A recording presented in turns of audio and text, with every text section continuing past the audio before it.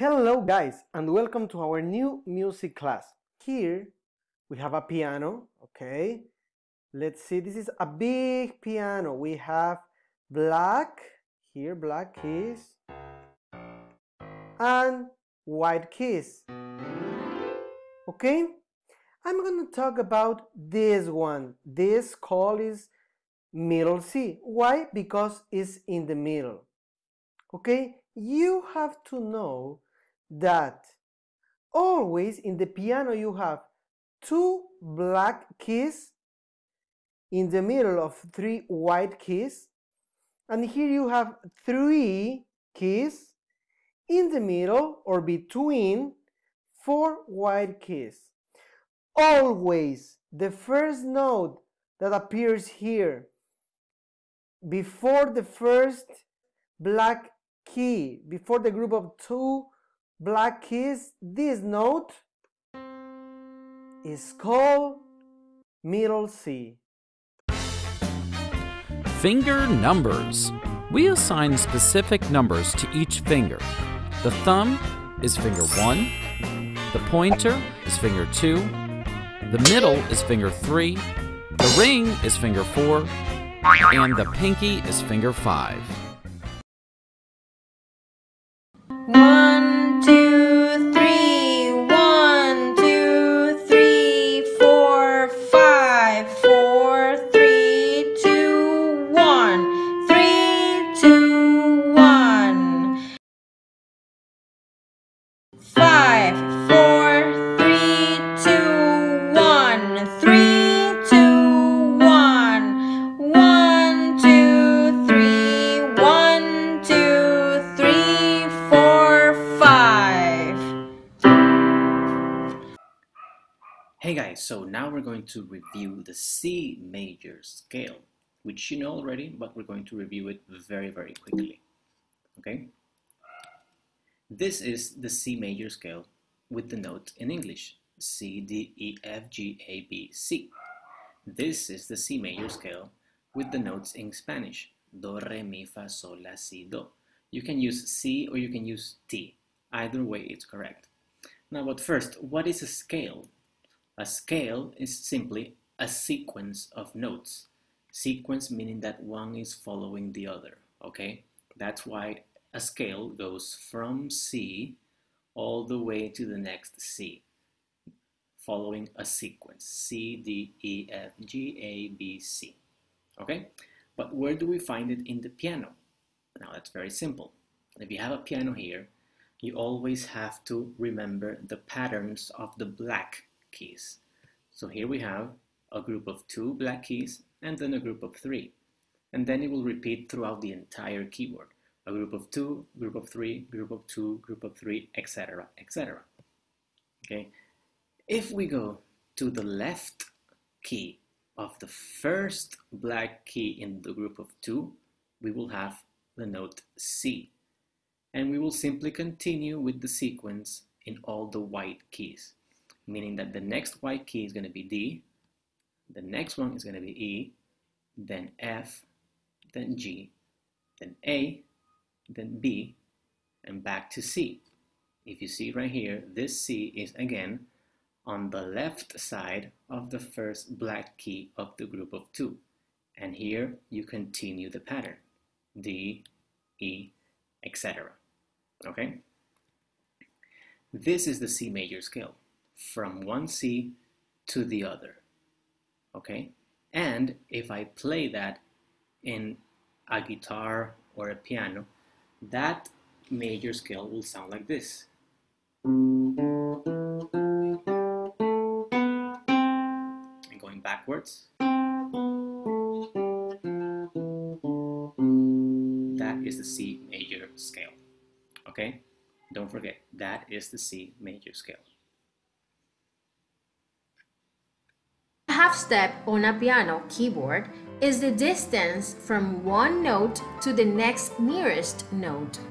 For example, here we have a keyboard, a piano. Let's start with this note and the next one. So this point to the next point, from this note will be This note will be E and the next will be F. It's a short step that we have here in these two notes. So we have a half step because it's the nearest note. So the whole step, a whole step is made of two half steps. So let's check. I can see that here we have in the middle a black note. So let's check it out. We have this note, this is an F, and this one, this black note is an F sharp. The next note will be G. So here I have two half steps that together create a whole step. El piano tiene dos grupos de teclas, las blancas y las negras.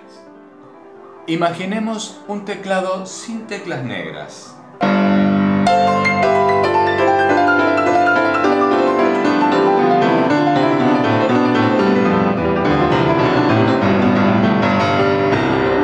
La pianista pudo estudiar, practicar y tocar solo si le dibujaban los puntos cuadrados que ustedes ven ahí en el lugar de las teclas negras. Entonces, podemos repasar diciendo que el piano tiene teclas blancas y negras para saber dónde se encuentran las 7 notas.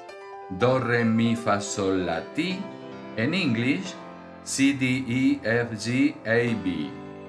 Además, como las teclas negras son para notas intermedias, se las construyó en otro plano más arriba sin desplazar a las blancas para poder abarcar las 12 notas de nuestro sistema musical con una sola mano. Vamos a ver el nombre de las teclas negras. Aunque les cuento que no tienen nombre, toman prestado el nombre de la tecla de al lado, según le convenga, de la derecha o la de la izquierda. Y la razón es que el sonido se encuentra justo a la mitad de los de esas teclas blancas. En realidad se miden las vibraciones de cada sonido, pero también se puede medir con el oído el recorrido de la afinación.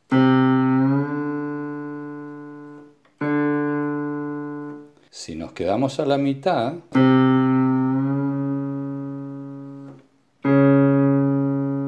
quedamos en la tecla negra. Decíamos que las teclas negras toman el nombre de la tecla blanca más cercana. Si lo toma de la que está a la derecha, se le agrega el signo bemol en español o flat en inglés. Si lo toma del de la izquierda, le agregamos el signo sostenido en español o sharp en inglés. Son 5. La primera está entre C and D, se la puede denominar flat D o sharp C. La segunda está entre D and E, se la puede nombrar flat E o sharp D. La tercera está entre F y G. Los dos nombres posibles son sharp F o flat G. La cuarta está entre G and A. Puede recibir los nombres de sharp G o flat A. Y la última está entre A y B, que asimismo la podemos denominar sharp A o flat B. Muy bien, entonces nos vemos en clase. Now we're going to review what the chromatic scale is. If you remember, the word chromatic simply means to move in half steps, okay? Now that you know and you have reviewed what a half step is, you know how then the chromatic scale is going to be moving, okay? So here we have the chromatic scale. If you have the keyboard with all the notes already written, you have the white keys with the normal letters, and then you have the black keys that have the sharp and flat name. Remember that the black keys have two names, two different names. It's the same note, but they have different names. For example, this note right here, this black key, can either be named C sharp or D flat. This is going to be called D sharp or E flat, and etc. Okay, so the chromatic scale, let's say we begin in C, okay, and if we move by a half step, we will move to C sharp. Then if we again move by a half step, we're going to D, a half step away, D sharp, a half step away, E, a half step away, F, a half step away, F sharp, a half step away, G, half step away, G sharp, half step away, A, half step away, A sharp, half step away, B, and finally we go back to C, moving in a half step, okay? If we play that in an instrument, it will sound like this. And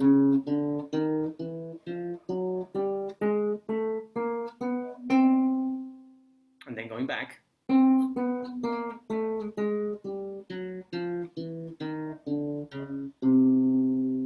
So those are the notes. Now, very important, when you play the scale or when you write the scale moving up, okay, so to the right, we use the sharps. So we would say C, C sharp, D, D sharp, E, F, F sharp, G, G sharp, A sharp, B, and C. But if we write the scale moving downwards, okay, moving lower to the left, we don't use the sharps, we use the flats, like this. C, B, B flat, A flat, G, G flat, F, E flat, D flat, and C. Okay, so sharps. C, C sharp, D, D sharp, E, F sharp, G sharp, A sharp, B, C. Going down, C, B, B flat, A flat, G flat, G flat, F, E flat, D flat, and C. Okay, moving up, use sharps. Moving down, use flats. And that is the chromatic scale. The one scale, the one sequence of notes that moves in half steps. Okay? Okay, I'm going to teach you in an easy way how to identify the musical notes in the keyboard. We have two groups of black keys in our keyboard. One group of 2 keys and another of 3 keys. When you see the group of 2 black keys, the first note will always be C note. When you see the group of 3 black keys, the first note will always be F note. Let's play the notes.